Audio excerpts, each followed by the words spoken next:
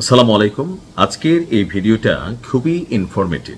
বিশেষ করে এই মুহূর্তে সারা বাংলাদেশে আমাদের যাদের ঘরে ছোট বাচ্চা আছে অনেকেই হামে আক্রান্ত হয়েছেন। বেশ কয়েকজন বাচ্চা এই রোগে আক্রান্ত হয়ে মারাও গিয়েছে। তাদের পরিবারের প্রতি সমবেদনা। যদি আপনার ঘরে বংশে কোনো ছোট বাচ্চা থাকে, ভিডিওটা শেয়ার করে টাইমলাইনে সেভ করে রাখুন, অন্য মানুষকে সহযোগিতা করুন। এটাও পার্ট অফ সাদাকা। এখন বাংলাদেশে হয় কি, যখন কোনো জিনিস আপনার একটা মহামারী আকার ধারণ করে, এক শ্রেণীর কন্টেন্ট ক্রিয়েটাররা, ইউটিউবাররা বা কি বলা হয় খারাপ মানুষ আমি বলতে চাই, তারা করে কি এই বিষয়গুলো নিয়ে ভুয়া উল্টাপাল্টা ভিডিও বানায়। পাশাপাশি এত গুরুত্বপূর্ণ বিষয়কে নিয়ে কোনো শায়খের বক্তব্য বা ইসলামিক স্কলারের বক্তব্য বা ডাক্তারের বক্তব্যকে খণ্ডিত করে। তো আজকে হামের টিকা, এটা কি আসলে পশ্চিমাদের ষড়যন্ত্র, লাইক করোনার মতন? করোনা অনেকেই বলে এটা জীবাণু অস্ত্র। জীবাণু অস্ত্র জানতে হলে আপনাকে একটু বিজ্ঞান বুঝতে হবে। যে আজকের দিনে আপনার মানে একসময় তলোয়ার দিয়া যুদ্ধ হইতো, ঢাল তলোয়ার দিয়া, বল্লম দিয়া। প্রস্তর যুগের ইতিহাস তো জানেন, পাথরের যুগে, যে যুগে মানে আমাদের হয়তো কোনো না কোনো পূর্বপুরুষ ছিল, তো পাথরকে সাইজ করে করে অস্ত্র বানানো হইতো, লাঠির মধ্যে দিয়ে সেটা শুকর বা বিভিন্ন প্রাণীকে শিকার করতো। যুগ আধুনিক হয়েছে। এখন আস্তে আস্তে জীবাণু অস্ত্র বা কেমিক্যাল উইপেন, অনেকে এটা আমরা জানি, তো এই লেভেলে চলে আসছে।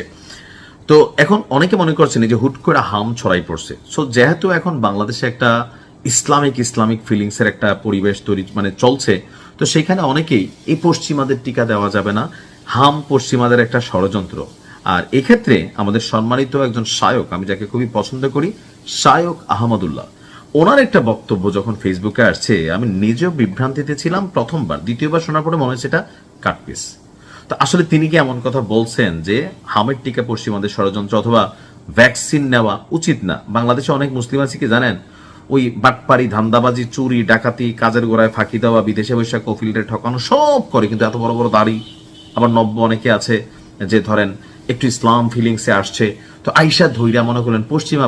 আরে বাবা, এই যে ফেসবুকে আমারা দেখতেছেন, এটাও পশ্চিমাদের প্রোডাক্ট। বাস্তবতা হচ্ছে পশ্চিমা ছাড়া পৃথিবী অচল। তো এখন আছেন হামির ইস্যুটা নিয়ে।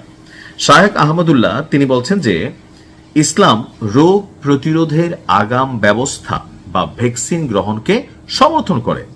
অর্থাৎ হামের অসুখটা যেন না হয়, এই ধরনের একটা ভ্যাকসিন বাংলাদেশে আছে বা এটা বিভিন্ন জায়গায় পাওয়া যায়। অথেন্টিক কিনা সঠিক কিনা সেটা যাই না, মানে দিতে হবে অবশ্যই ডাক্তারের পরামর্শ নিয়ে। তো সেক্ষেত্রে তিনি বলছেন যে গত 2 বা 5-7 বছর আগেরও ওনার অনেক বক্তব্য বা ভিডিও আছে যেখানে তিনি স্পষ্ট করে বলেছেন ইসলাম চিকিৎসা গ্রহণ করাকে অনুপ্রাণিত করে এবং আল্লাহ রাসূল অসুস্থ হলে চিকিৎসা গ্রহণ করার নির্দেশনা দিয়েছেন। রোগ হওয়ার আগেই রোগ যেন না হয় তার জন্য ব্যবস্থা গ্রহণ করার ধারণাও শরীয়তে রয়েছে।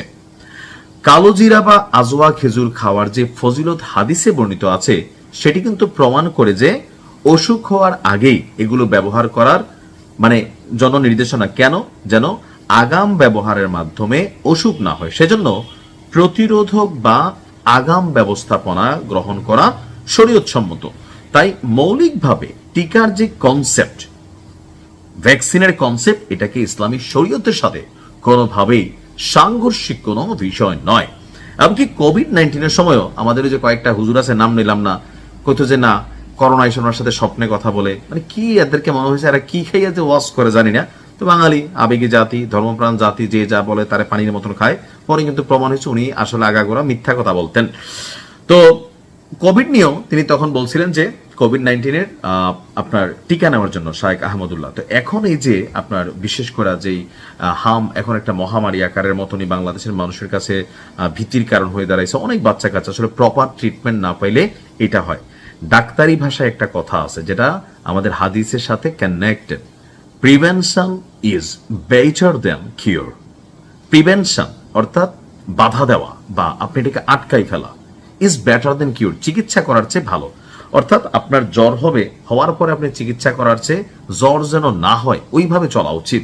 সো যখন কোনো এরকম গুরুত্বপূর্ণ ভাইরাস অথবা কোনো রকম জিনিস সমাজে ছড়িয়ে পড়ে, এটা হিউম্যান ক্যারি হয়, তো সেই ক্ষেত্রে কি হয়, আপনি আগাম কোনো ভ্যাকসিন নিতে পারেন। সো হামের টিকা পশ্চিমাদের কোনো ষড়যন্ত্র না। পশ্চিমারা সব দিকে ষড়যন্ত্র করে না, তারা ষড়যন্ত্র করে এগুলা বোঝার জন্য মাথায় ঘিলু থাকতে হবে।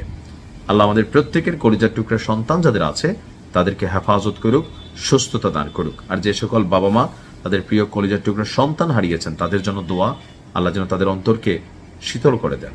আসসালামু আলাইকুম।